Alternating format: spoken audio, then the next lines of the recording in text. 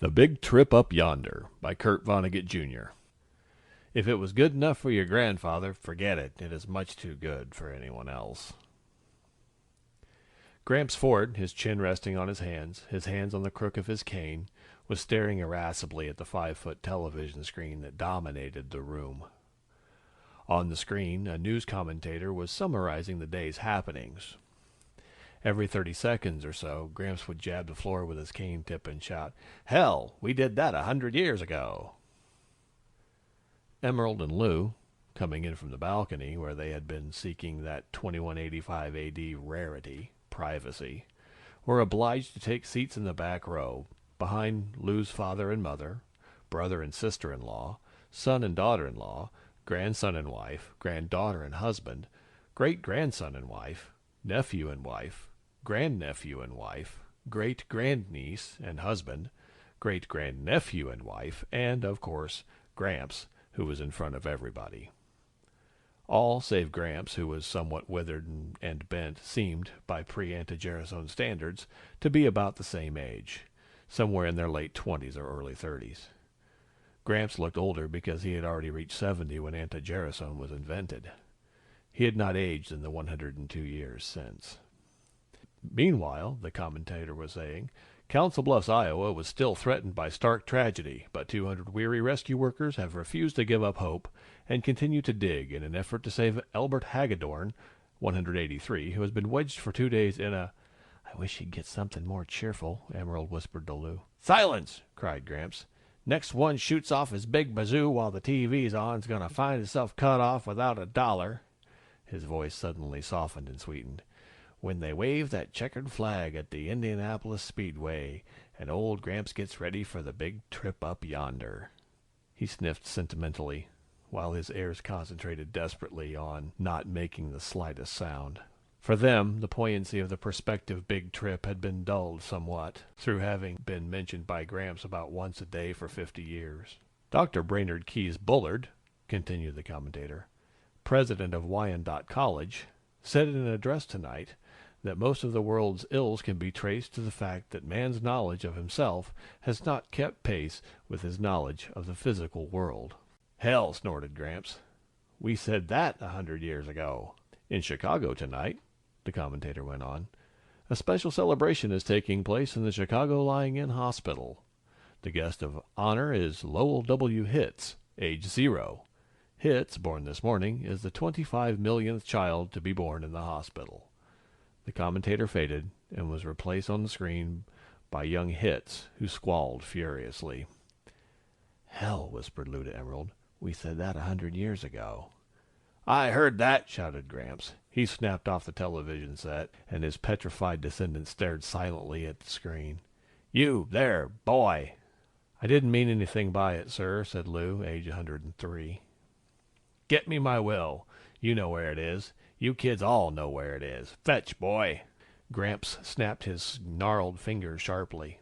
Lou nodded dully and found himself going down the hall, picking his way over bedding to Gramps' room, the only private room in the Ford apartment.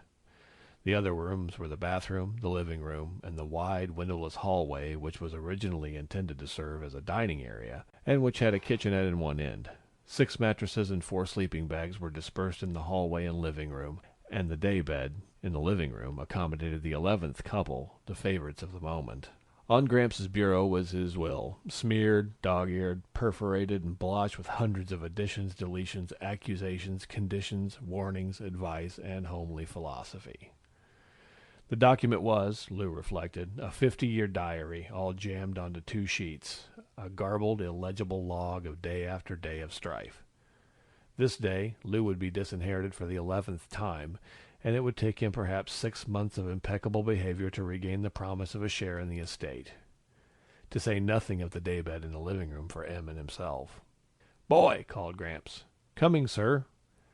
Lou hurried back into the living room and handed Gramps the will. "Pen," said Gramps.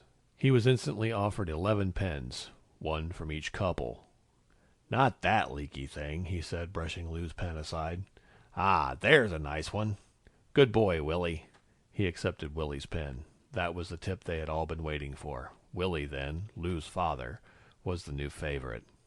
Willie, who looked almost as young as Lou, though he was 142, did a poor job of concealing his pleasure. He glanced shyly at the daybed, which would become his, and from which Lou and Emerald would have to move back into the hall, back to the worst spot of all by the bathroom door. Gramps missed none of the high drama he had authored, and he gave his own familiar role everything he had, frowning and running his fingers along each line, as though he were seeing the will for the first time. He read aloud in a deep, portentous monotone, like a bass note on a cathedral organ. I, Harold D. Ford, residing in Building 257 of Alden Village, New York City, Connecticut, do hereby make, publish, and declare this to be my last will and testament, revoking any and all former wills and codicils by me at any time heretofore made. He blew his nose importantly and went on, not missing a word and repeating many for emphasis, repeating in particular his ever more elaborate specifications for a funeral. At the end of these specifications, Gramps was so choked with emotion that Lou thought he might have forgotten why he'd brought the will out in the first place. But Gramps heroically brought his powerful emotions under control and, after erasing for a full minute, began to write and speak at the same time. Lou could have spoken his lines for him. He had heard them so often. I have had many heartbreaks ere leaving this vale of tears for a better land, Gramps said and wrote. But the deepest hurt of all has been dealt me by... He looked around the group, trying to remember who the malefactor was. Everyone looked helpfully at Lou, who held up his hand resignedly. Gramps nodded, remembering, and completed the sentence. My great-grandson, Louis J. Ford. Grandson, sir, said Lou. Don't quibble. You're in deep enough now, young man, said Gramps, but he made the change. And from there he went without a misstep through the phrasing of the disinheritance, causes of which were disrespectfulness and quibbling. In the paragraph following, the paragraph that had belonged to everyone in the room at one time or another, Lou's name was scratched out and Willie's substituted as heir to the apartment and, the biggest plum of all, the double bed in the private bedroom. So, said Gramps, beaming, he erased the date at the foot of the will and substituted a new one, including the time of day. Well, time to watch the McGarvey Family. The McGarvey Family was a television serial that Gramps had been following since he was 60, or for a total of 112 years. I can't wait to see what's going to happen next, he said. Lou detached himself from the group and lay down on his bed of pain by the bathroom door, wishing Em would join him. He wondered where she was. He dozed for a few moments, until he was disturbed by someone stepping over him to get into the bathroom. A moment later, he heard a faint gurgling sound, as though something were being poured down the wash-basin drain. Suddenly, it entered his mind that Em had cracked up, and she was in there doing something drastic about Gramps. Em? He whispered through the panel. There was no reply, and Lou pressed against the door. The worn lock, whose bolt barely engaged its socket, held for a second, then let the door swing inward. Morty! Gasped Lou. Lou's great-grandnephew Mortimer, who had just married and brought his wife home to the Ford menage, looked at Lou with consternation and surprise. Morty kicked the door shut, but not before Lou had glimpsed what was in his hand. Gramps' enormous economy-sized bottle of antigerasone, which had apparently been half emptied and which Morty was refilling with tap water. A moment later, Morty came out, glared defiantly at Lou, and brushed past him wordlessly to rejoin his pretty bride. Shocked, Lou didn't know what to do. He couldn't let Gramps take the mouse-trapped antigerasone, but if he warned Gramps about it, Gramps would certainly make life in the apartment, which was merely insufferable now, harrowing.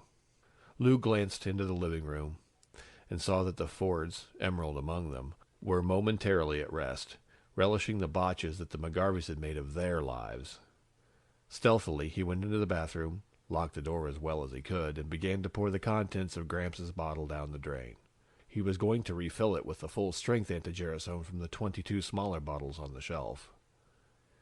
The bottle contained a half-gallon, and its neck was small, so it seemed to Lou that the emptying would take forever, and the almost imperceptible smell of antigerasone, like Worcestershire sauce, now seemed to Lou, in his nervousness, to be pouring out into the rest of the apartment through the keyhole and under the door. The bottle gurgled monotonously. Suddenly, up came the sound of music from the living room, and there were murmurs and the scraping of chair legs on the floor. Thus ends, said the television announcer, the 29,121st chapter in the life of your neighbors and mine, the McGarveys. Footsteps were coming down the hall. There was a knock on the bathroom door. "Just a sec," Lou cheerily called out.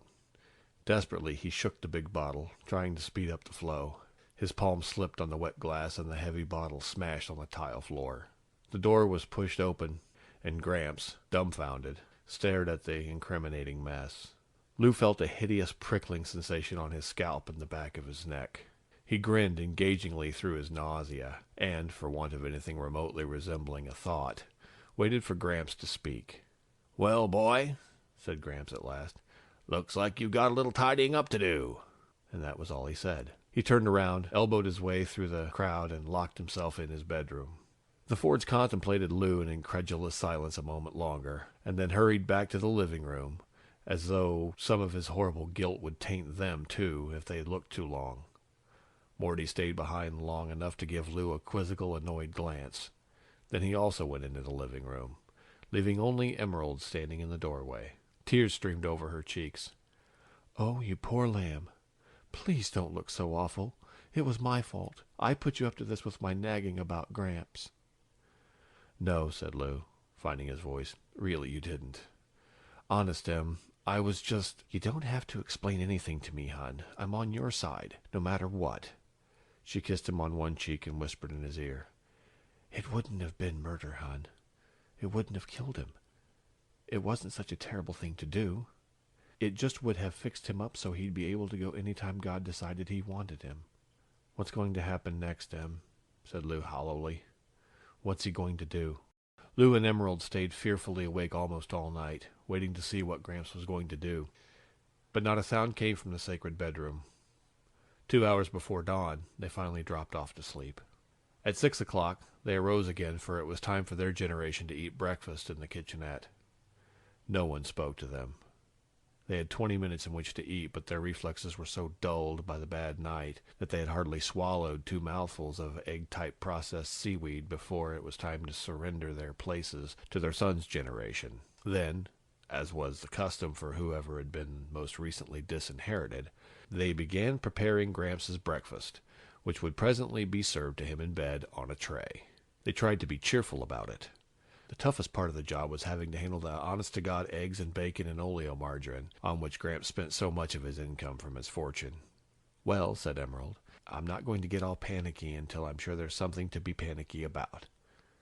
"Maybe he doesn't know what it was I busted," Lou said hopefully. "Probably thinks it was your Roch crystal," offered Eddie, their son, who was toying apathetically with his buckwheat-type processed sawdust cakes. "Don't get sarcastic with your father," said Em. "And don't talk with your mouth full either." "I'd like to see anybody take a mouthful of this stuff and not say something," complained Eddie, who was 73. He glanced at the clock. "It's time to take Gramps' breakfast, you know." "Yeah, it is, isn't it?" said Lou weakly. He shrugged. "Let's have the tray, Em." "We'll both go." Walking slowly, smiling bravely, they found a large semicircle of long-faced Fords standing around the bedroom door. Em knocked. "Gramps," she called brightly, "breakfast is ready." There was no reply, and she knocked again, harder. The door swung open before her fist. In the middle of the room, the soft, deep, wide canopied bed, the symbol of the sweet by-and-by to every Ford, was empty. A sense of death, as unfamiliar to the Fords as Zoroastrianism or the causes of the Sepoy Mutiny, stilled every voice, slowed every heart. Awed, the heirs began to search gingerly under the furniture and behind the drapes for all that was mortal of Gramps, father of the clan. But Gramps had left, not his earthly husk, but a note, which Lou finally found on the dresser under a paperweight which was a treasured souvenir from the World's Fair of 2000. Unsteadily, Lou read it aloud. "Somebody who I have sheltered and protected and taught the best I know how all these years, last night turned on me like a mad dog and diluted my anti-gerasone, or tried to. I am no longer a young man. I can no longer bear the crushing burden of life as I once could. So after last night's bitter experience, I say goodbye. The cares of this world will soon drop away like a cloak of thorns, and I shall know peace. By the time you find this, I will be gone." "Gosh," said Willie brokenly. "He didn't even get to see how the 5,000-mile speedway race was going to come out." "Or the Solar Series," Eddie said, with large, mournful eyes. "Or whether Mrs. McGarvey got her eyesight back," added Morty. "There's more," said Lou, and he began reading aloud again. I, Harold D. Fore, etc., do hereby make, publish, and declare this to be my last will and testament, revoking any and all former wills and codicils by me at any time heretofore made. No, cried Willie, not another one. I do stipulate, read Lou, that all of my property whatsoever, kind and nature, not be divided, but do devise and bequeath it to be held in common by my issue, without regard for generation, equally, share and share alike. Issue? Said Emerald. Lou included the multitude in the sweep of his hand. It means we all own the whole damn shooting match. Each eye turned instantly to the bed. Share and share alike? Asked Morty. Actually, said Willie, who was the oldest one present, it's just like the old system where the oldest people head up things with their headquarters in here, and... I like that, exclaimed Em. Lou owns as much of it as you do, and I say it ought to be for the oldest one who's still working. You can snooze around here all day waiting for your pension check while poor Lou stumbles in here after work all tuckered out. And how about letting somebody who's never had any privacy get a little crack at it? Eddie demanded hotly. Hell, you old people had plenty of privacy back when you were kids. I was born and raised in the middle of that goddamn barracks in the hall. How about... Yeah, challenged Morty. Sure, you've all had it pretty tough. And my heart bleeds for you. But try honeymooning in the hall for a real kick. Silence, shouted Willie imperiously. The next person opens his mouth spends the next 6 months by the bathroom. Now clear out of my room. I want to think. A vase shattered against the wall inches above his head. In the next moment, a free-for-all was underway, with each couple battling to eject every other couple from the room. Fighting coalitions formed and dissolved with the lightning changes of the tactical situation. Em and Lou were thrown into the hall, where they organized others in the same situation, and stormed back into the room. After 2 hours of struggle, with nothing like a decision in sight, the cops broke in, followed by television cameramen from mobile units. For the next half hour, patrol wagons and ambulances hauled away Fords, and then the apartment was still and spacious. An hour later, films of the last stages of the riot were being televised to 5 billion delighted viewers on the eastern seaboard. In the stillness of the three-room Ford apartment on the 76th floor of Building 257, the television set had been left on. Once more the air was filled with the cries and grunts and crashes of the fray, coming harmlessly now from the loudspeaker. The battle also appeared on the screen of the television set in the police station, where the Fords and their captors watched with professional interest. Em and Lou in adjacent 4x8 cells were stretched out peacefully on their cots. Em, called Lou through the partition, you got a wash basin all your own, too?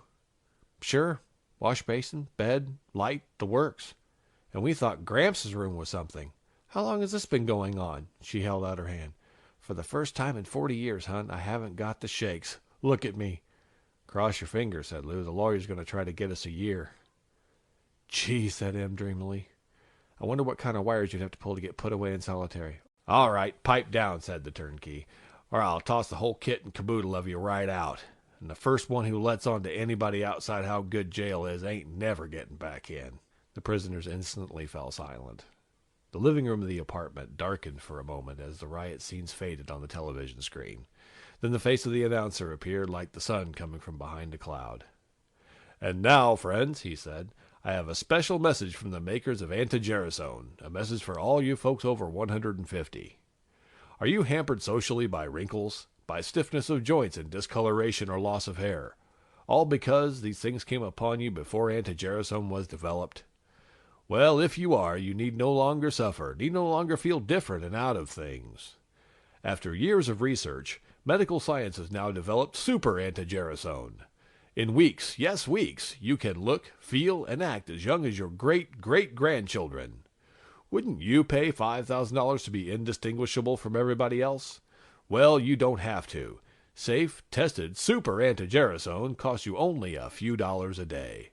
Right now for your free trial carton, just put your name and address on a $1 postcard and mail it to Super, Box 500,000, Schenectady, New York. Have you got that? I'll repeat it. Super, Box 500,000. Underlining the announcer's words was the scratching of Gramps' pen, the one Willie had given him the night before. He had come in a few minutes earlier from the Idle Hour Tavern, which commanded a view of Building 257 from across the square of asphalt known as the Alden Village Green. He had called a cleaning woman to come straighten the place up, then hired the best lawyer in town to get his descendants a conviction, a genius who had never gotten a client less than a year and a day. Gramps had then moved the daybed before the television screen so that he could watch from a reclining position. It was something he had dreamed of doing for years. Schenectady, murmured Gramps. Got it.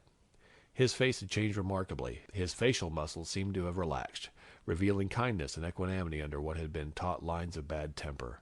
It was almost as though his trial package of super antigerasone had already arrived. When something amused him on television, he smiled easily, rather than barely managing to lengthen the line of his mouth a millimeter. Life was good. He could hardly wait to see what was going to happen next. End of The Big Trip Up Yonder by Kurt Vonnegut. Read by Clay Wiedenauer.